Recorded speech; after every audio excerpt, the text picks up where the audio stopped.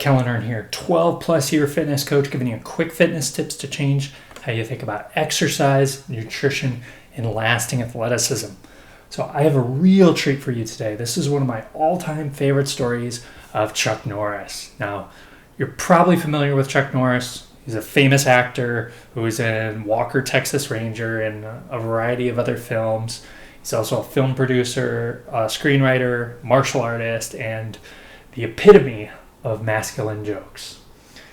Anyway, years ago, before all that, he was stationed at an air base in Korea, and that's actually where he first was introduced to martial arts. But it was anything but easy.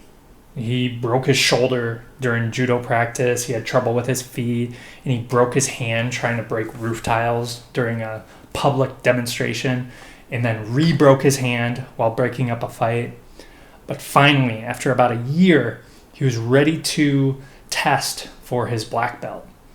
And he had practiced hundreds of times. His master, Mr. Shin, had drilled him over and over again on heians, which are various forms in karate. And he gave him meticulous details to think about, such as don't hold your breath, only tense when necessary, relax your body. So when the big day arrived for him to go test for his black belt, Chuck Norris borrowed a truck, drove 40 miles on icy roads to the dojo. When he arrived, the building was unheated and just blistering cold. So he sat down with about 200 other students waiting for their turn to test. And at first he was really mesmerized watching the other students practice, but within about 30 minutes his thoughts were on one thing: the freezing cold. 3 hours later he was called in. So he bowed to the judges and awaited instruction. One judge called out, "Do a heian." And that's when his mind went blank. He couldn't remember a thing. His nerves and the freezing temperatures had just broken his concentration. And he said, "I can't remember." Without hesitation, the judges dismissed him back into the waiting area, where he waited 4 hours until he was allowed to leave. And then he drove home. And driving home was a bitter drive. He just kept replaying this situation over and over again in his head. He had done heians hundreds of times before, but in the moment where it mattered most, he had forgotten it all. All of a sudden, though, he snapped out of it, and he ended all the nonsense. He says, "I decided to put the experience out of my mind. If I dwelled on it, I would be preparing to fail again.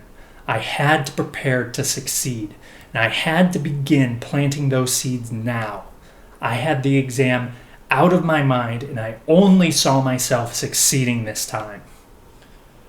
When he returned to training, Mr. Shin didn't say a word. They both simply resumed training. And 3 months later, his master told him he should retest again. At that point, the first exam was completely out of his mind. He says, "I had put the first exam out of my mind and only saw myself succeeding this time. I visualized myself doing the form perfectly, any form that was requested. And I saw myself completing the rest of the test successfully."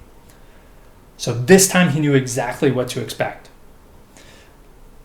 When he finally retested, it was as difficult as before, but he was ready. The judges had him do heians, board breaking, and even face off against another black belt.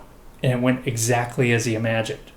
He felt like a weight had been lifted, not because he had passed. He wouldn't know for a couple weeks, but because deep down, he had the satisfaction of knowing he gave it everything he had.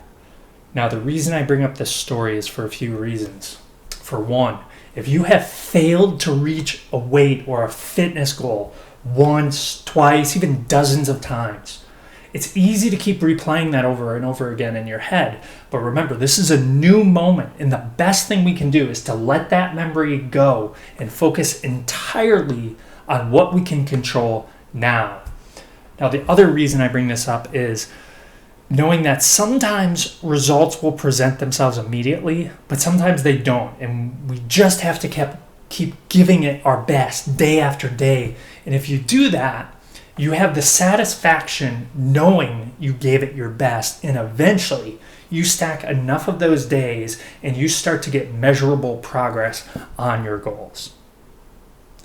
For more fitness and motivation tips to get serious about fitness again and to gain a deeper understanding of the real fundamentals of lasting athleticism, check out the link below.